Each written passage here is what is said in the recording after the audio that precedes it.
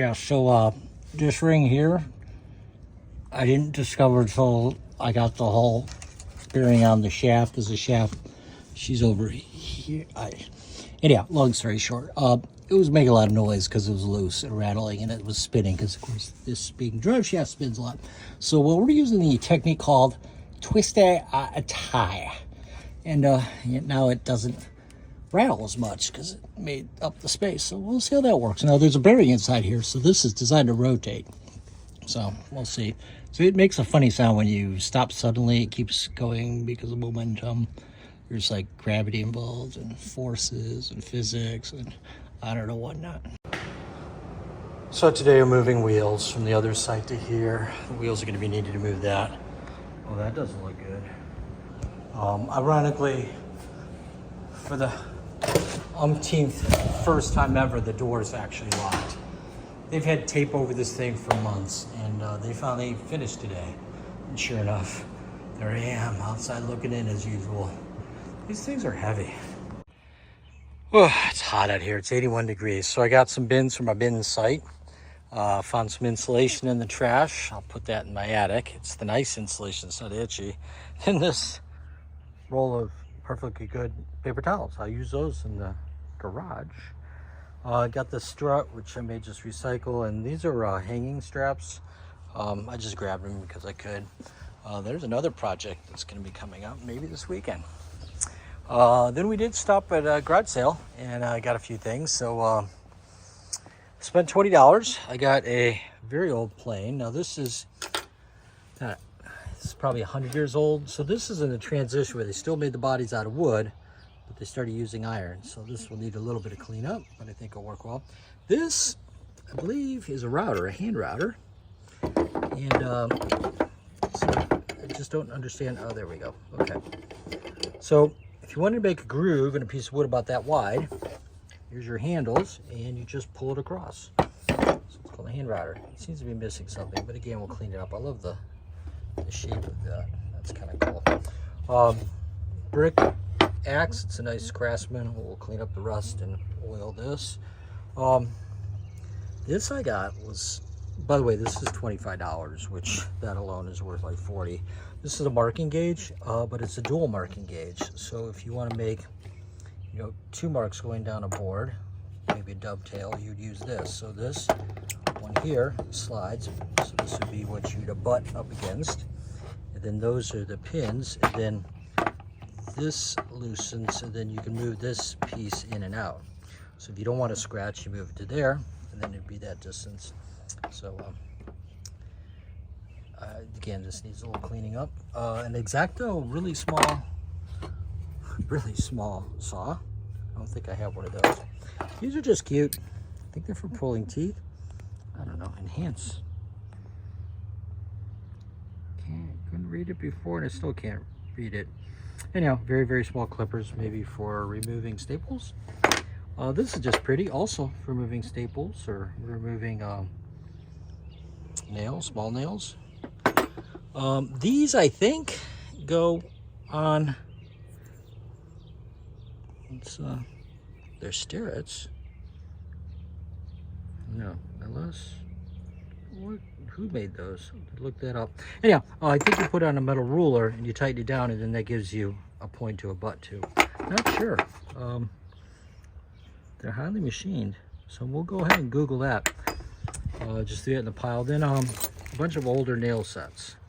So these are very handy. I don't know what this one piece is that says Sunset. This is actually fairly difficult to do. To use a bag with one hand. Assisted nonetheless. So, nail set, heavy duty nail set. That one's a, I don't know if that's a Stanley. That one's well used. Craftsman, Stanley. General, like the insurance company. This is just a regular old one. Again, I don't know what this is. Oh, this is for, I think you put this in the brick and then you put the string across because it says brick set. So I don't have one of these. I have a wooden version, but this is just cool. Then another, no brand, nope, but there is Bridgeport. That's a cool name. Always gonna use one of these, and these are unique because they just are. So, anyhow, again, $25.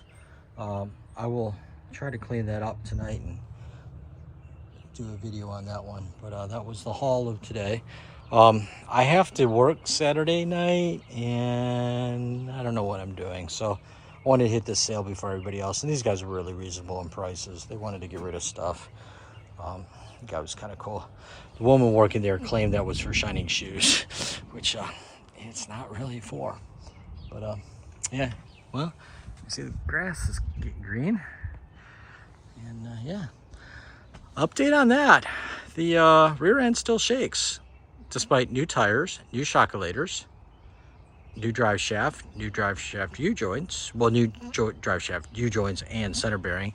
But I was doing some reading, and apparently this is a design flaw. So if this was a Chevy or a GMC, kind of like a Chevy or a Dodge, the frame, which is right there, is called boxed in. So by boxed in, meaning there'd be a piece going across here that ties the frame to frame, and then different places within here. No, Ford doesn't do that. Ford just puts a C channel, which is the frame, and just, hope and a prayer, throw the bed on there, because beds never, move. So apparently the fix for this is a variety. One is get shittier shocks, believe it or not. So what happens about 45 miles per hour, the whole end starts shaking. And another fix is so the weaker shocks just basically change the resonance frequency so it happens at a different time and place. Faster or slower, I'm not sure which, or maybe less. So ironically, putting new shocks on there didn't help. Also, deflating the tires immensely helps.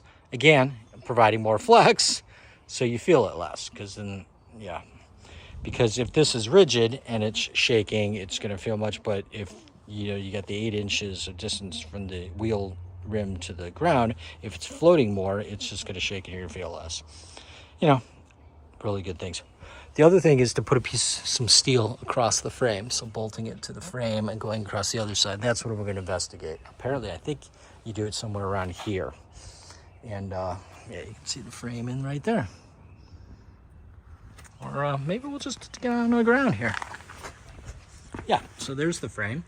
And you can see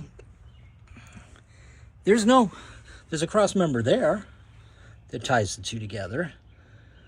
And then the bed ties the top, but nothing holds the bottom. So basically you have something like that with nothing controlling it in the middle. So what they recommend is bolting some steel. Now I got this gas tank. It's kind of important, mufflers and things of nature.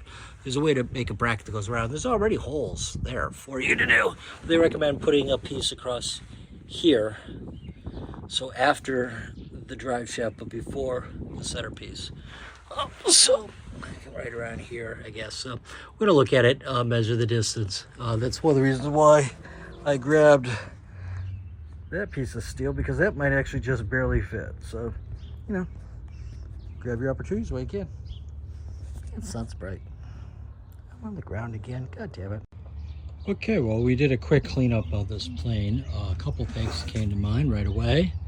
She is a Stanley. She's a number 32. So that's definitive. She's in pretty good shape. She's got a little crack going along here, but I can fill that with epoxy. Doesn't seem to go all the way through, just on the surface. This is cracked, but I think I can just grind that out. That's not a deal breaker. This is interesting. So at first I'm like, why doesn't it say Stanley? We normally would say Stanley there. But then I started cleaning the other side, and it is labeled. It's a Bailey's. Patent December 24th, 1867? Yes. So Bailey made planes and Stanley did, and Stanley bought Bailey. So this might be the original, at least the chip breaker. Certainly 1867 is around this time. So that just plops into there. No. That just plops in there. They call this a frog. She slides on there. That tightens up. This lever here rearranges the plane. You can kind of see it moving left to right. And then right here, adjust the depth. That was way down, so I brought it back up. That's the knob back here.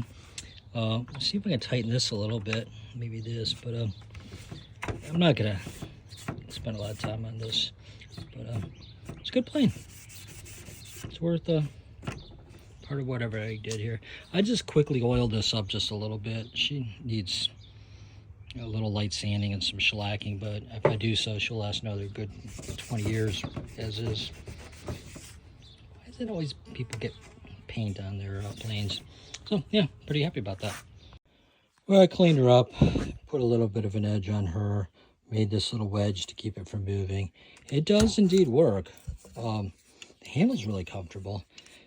This isn't the right wedge, but it does, make a groove. It's really hard to do one-handed. I'm sure if it was sharp, that would make a big difference, and straight.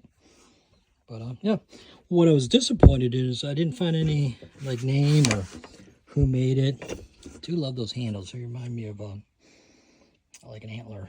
So we'll clean it up a little bit later and give that another go. This isn't quite working. I'm not quite sure what needs to be in there. I'll have to Google that. Definitely old. Yeah, it's a big puddle when the birds come specifically to bathe in your puddle. You ready to get up? You ready to get up? Go eat? Is it time to eat? Food? Okay. So I got a rotisserie chicken last week, and Joe left me all alone, and I've been eating bits of it, but I thought I'd make some soup. So I threw the carcass and shredded the meat and put it in water and boiled it for a couple hours and added some peas and carrots. We'll see how this works. Not bad. I added a bunch of pepper and garlic powder to this as well. Probably could have used a little more cooking, but the chicken had already been cooked, so definitely finding a lot of bones and stuff, but that's because I didn't take out the bones and stuff. Figured I could do that in a big bowl. Yeah, I found a big bowl. Well, I escaped work a little bit early, but then I got to work for several hours on Saturday, so I don't think I really escaped. That's the old Randall Park Mall there. It used to be the Sears. It's completely closed now, of course. So we're going to here. This is International Market. Hopefully I get some Chinese food. So this is what I got at the eclectic Chinese store. 5 pounds of rice. She's elephant rice. Good for elements, good for me. Some rice vinegar, gluten-free soy sauce. This should be gluten-free. Stir-fry oil. All bad I use it on this. And then a lot of rice noodles. These should be good for people that have allergies. Rice, water, salt. So what I didn't find is fish oil that's gluten-free. You would think fish would be gluten-free, but apparently not all fish oil is gluten-free. So this is after 1 year. You can kind of tell a little bit of finishes there, but definitely no finish here. I have to wash this off, and I don't know. I'm not enthusiastic about having to do this every year. The outer board actually is 2 years maybe, but still it all looks like it went away. I don't know if I didn't put the oil on right or what it is. I'm very happy with the stainless steel cables though. That looks nice. Those definitely look sharp. Those are wicked expensive. It's $40 a side. I was not happy about that, but they do look pretty. These are just plastic and they look great. So I'm at the molding place where we bought the molding for the house, and this is just their normal stock. So I'm gonna get 4 1x6s by 8 feet long. These are to go inside the window door frames in the kitchen to dining room and the bathrooms.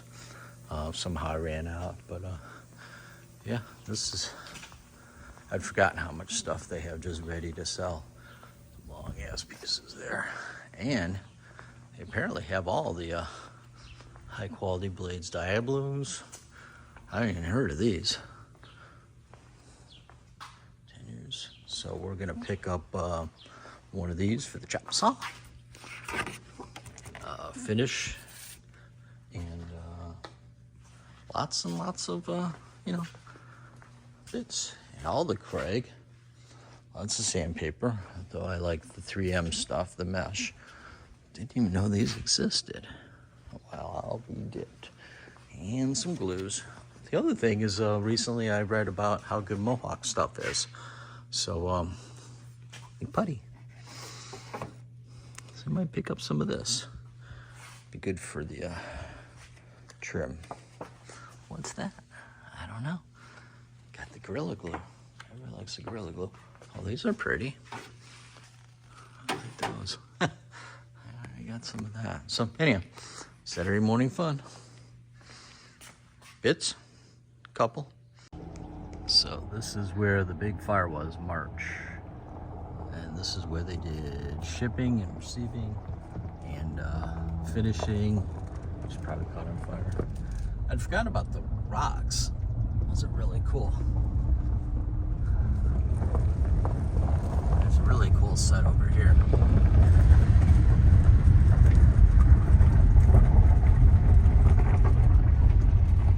Very cool. So we did get our wood. So we're good to go. Well, so there's my 8 foot long, 3/4 by 6 inch poplar boards. So we'll start staining those. I actually do it outside today. Picked this up earlier this week, shipping scale. This is free. It's supposed to have a vibrator in there. There's like plastic stuff in there. So looks handy for the head. Then for $2 I picked up some cleaning supplies. Not sure what that is, but didn't need this.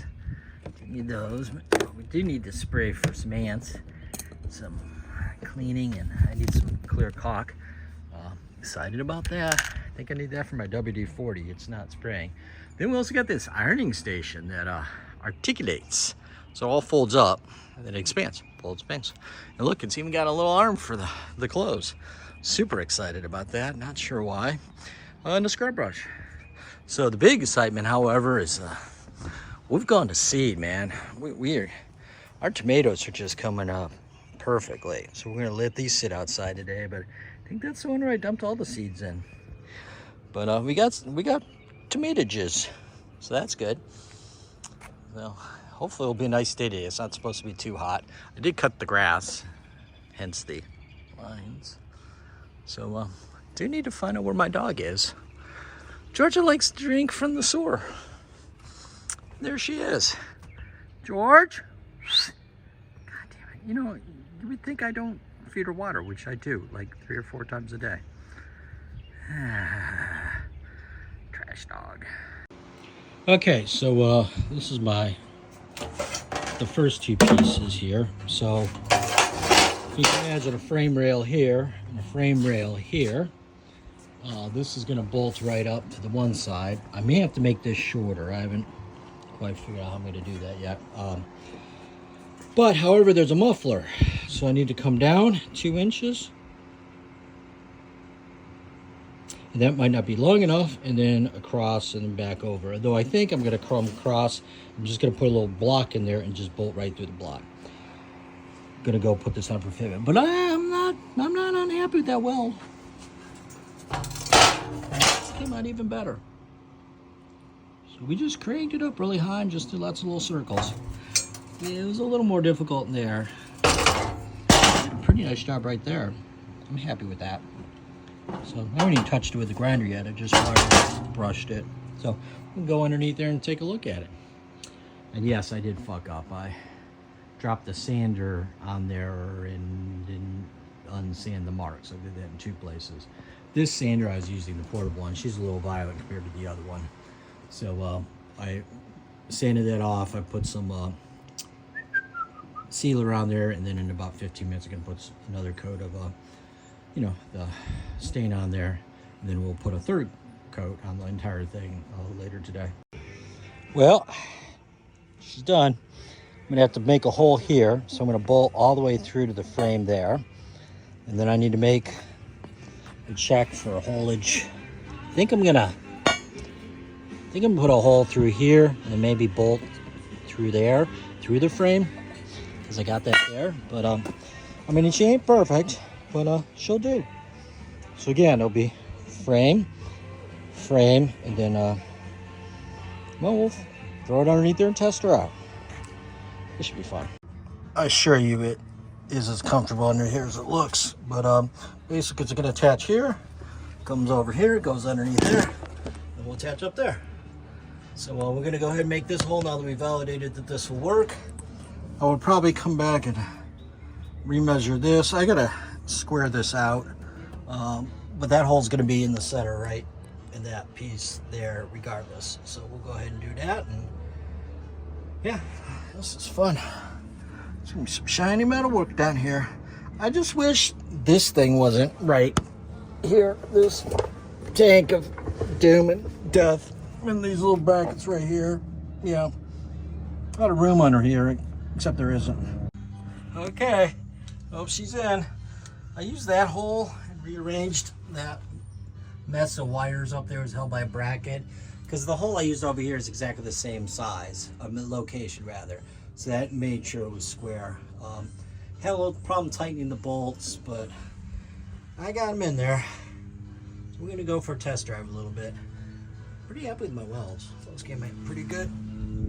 Ugh. Yeah, this is a mess. So these 2 boards are fine. I'm gonna cut that end off. I only need 6 feet, and there's 8 feet here. This one and this one are really fucked up. I have to wait for the stain to dry and sand them and start over again. I shouldn't use my cheap sander. I should just left it the fuck alone, but I didn't. So yeah, 1 step forward, 5 back. So it's better. I don't know if you can see. Rear end shaking. Probably the stabilization's preventing it, but you can hear like it's a rumble. It feels a little better, but it's still there. I don't know.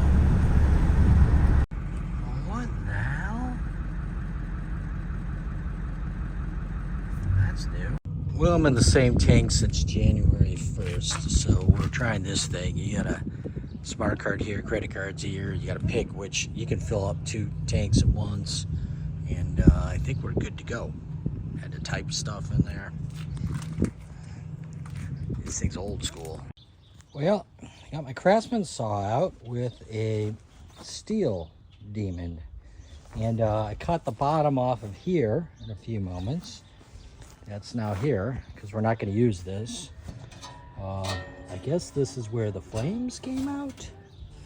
There's a sensor there. No, the flames came out of the bottom. I don't know what that is. I think that's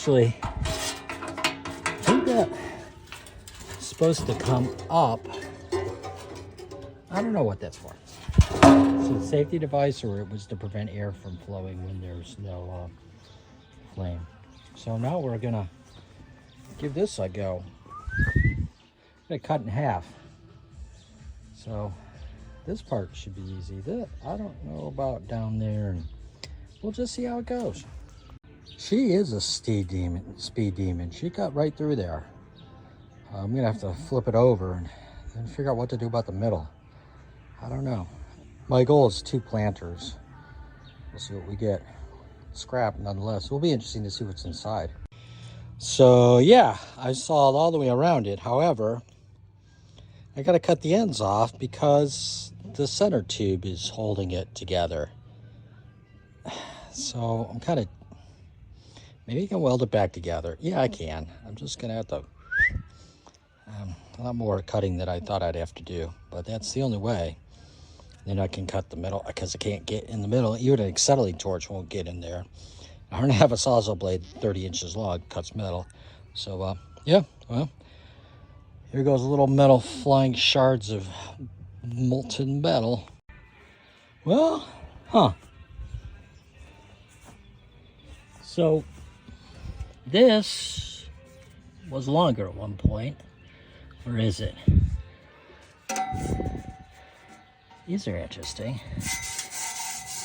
I expect a lot of crap in here. Really didn't have any. This is called the tube. This is made out of plastic. This is the inside of the flue. It's to slow down the gases and transfer heat. It's interesting at the bottom. It looks like brand new, but it rusted way at the top. It's probably because it's rusting. It was leaking at the top of the tank and coming down. So it would dry before it hit there, I guess. Did not expect to not see a lot of stuff. I realized that I don't really need to have to kind of cut it halfway, because then I can get inside and cut those. That was a joy. No, it wasn't. This literally popped up today. That was kind of weird when I turned the corner. Didn't expect to see that. They're all over the place. Well, it's supposed to start snowing tomorrow, so I figured I better get on this. So I started digging this out to put underneath the porch, and there's just way too much dirt to have to move. So I carefully cut this in half, and we'll go ahead and insert this. So I have a lot less digging, and the digging will be most in the front versus having to dig underneath the porch, which is kind of hard to do with a shovel. Trying to use a shovel to make them a little more expedited than sitting on my hands and knees. Got to blow that out. I literally just blow down the tube and clear out the drain. So that's what we're working on here. So I'm past the first joint. Got 3 sections, so I'm over a third done. And this is just to prevent the little critters from getting in there, because they get underneath there, then they make holes, and I don't want holes. They could actually fuck up your house if they get underneath the foundation. So that's where that's going, A to B. I just put that little guy in there. There's concrete underneath here, so I definitely have to use the short ones because I don't want to disturb the posts. Hence why I started cutting these, but it's a lot easier. Those are full blocks. Those are full pane too. I've got to raise those up a little bit. Well, I ran out of blocks I could use that were just laying around that have the fancy front. So I started taking them from here. I got one there. What I mean by the fancy front is like this block here. It's ceramic and it's fancy, as opposed to not ceramic and not fancy. I did spray around the house for the ants. Let's see if that works. But yeah, we're over halfway done. So I got up to here. So just a little bit showing there. That's all it takes, just to prevent. And then if a critter does bypass the block system, I'll know, because there'll be a big pile of dirt there. Versus here, where there's only an inch or two, because there's 2 inches of clearance to begin with. And I'm kind of putting it right up there. I don't see it. I don't mind if a squirrel gets underneath there and plays with his nuts, but so I gotta put another full one there, and then I can start using these little pieces until I get to right about there, and then put full ones on down there. I did the other side a few years ago, and I've yet to see anybody transverse that, but then of course, why would they? They would take the easy route. That's all over here. These are full blocks, except for that one. That was a full pain in the butt. So yeah, I think I'm gonna go to some estate sales, maybe dig out the little convertible, seeing how it's gonna snow tomorrow. I might as well, you know, put some miles on it. Yeah, just give it a good blow job. I literally blow air through my mouth all the way down to the bottom, clear out the debris, and then she just works like a champ. Do have to get some more wire mesh. This is kind of rotted away. This has been here for, gosh, 15 years. So I have to keep an eye out. It's got to be pretty fine mesh. I only need like a 2 foot by 2 foot piece.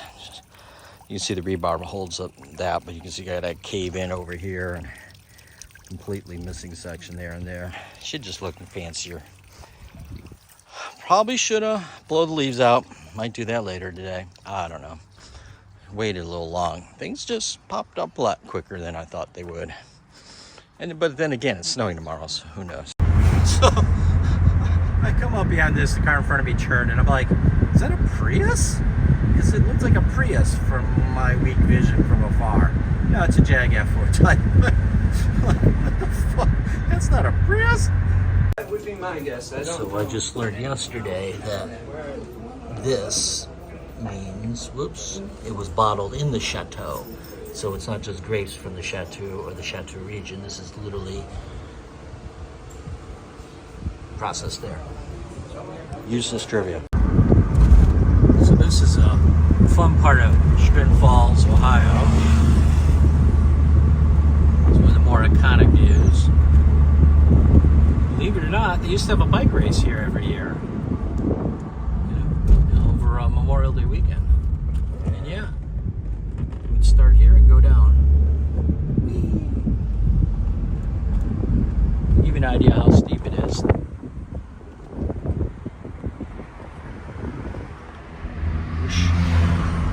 Well, I went to an estate sale and spent $70, which is a lot for me. I got this really cool hoodie. Looks like it's never been worn. It's authentic. I know because it says so. It's a nice hoodie. It's that, I don't know how to describe it, fabric, but I like. I got Joe a poncho. I told her I'd put her mustache on her. She didn't take me up on the offer. Then, yeah. This guy had some nice taste in large men's clothes. So, another pair of activewear shorts, but these are the ones that the non-flared tidy bottoms. Don't even know where to begin on here. I love Orvis clothes. So this is an Orvis. I wonder where she's going. George. Oh, good. She's gonna go drink some water. This is a shirt from London. Charles Thwett. There were a lot of these. Some of them said slim wear, so we didn't buy that. I don't think anything's been worn there. This is a silk t-shirt.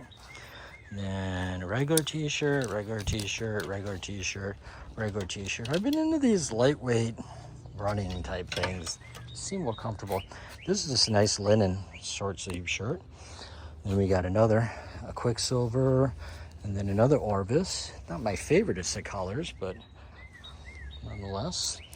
Then an Orvis. It's kind of like fish scale.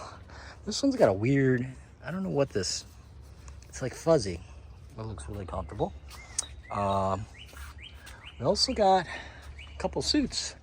So I got a standard black suit. I tried the coat on. It seemed to fit perfect. He's got the same length arms, 35.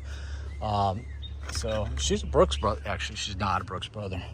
This is nicer than Brooks brother. She's a J&Y, I think. So looking forward to some funerals. I got a nice black suit that fits. And got to go to a wedding in about 2 weeks. So we got ourselves a Giorgio. And the pants fit, and you probably have to get it adjusted. Like all the pockets. You can put your Leatherman in there. Wait, that one's not big enough for a Leatherman. She's hand-tailored. So, yeah. And a 44 is my size. And I got a couple more really nice shirts. So this is a short sleeve shirt and another Orvis long sleeve shirt. Probably wear that not tomorrow. Then a couple CDs, Otis Redding, Sarah Vaughan, and Eric Clapton the Blues. Definitely did not have that. There should be 2 CDs in here. I didn't realize it was a double CD. And they're both in there, so that's good. Then a 1962 Château Rouge Macher. I think I said that right.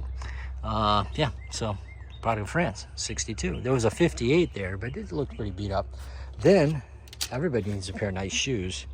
Nice. These are genuine snakeskin. See, it says genuine snakeskin. Yeah, so that's cool.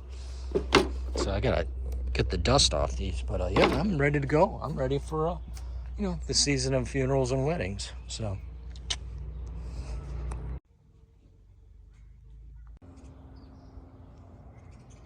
this is all they do. They just lay there.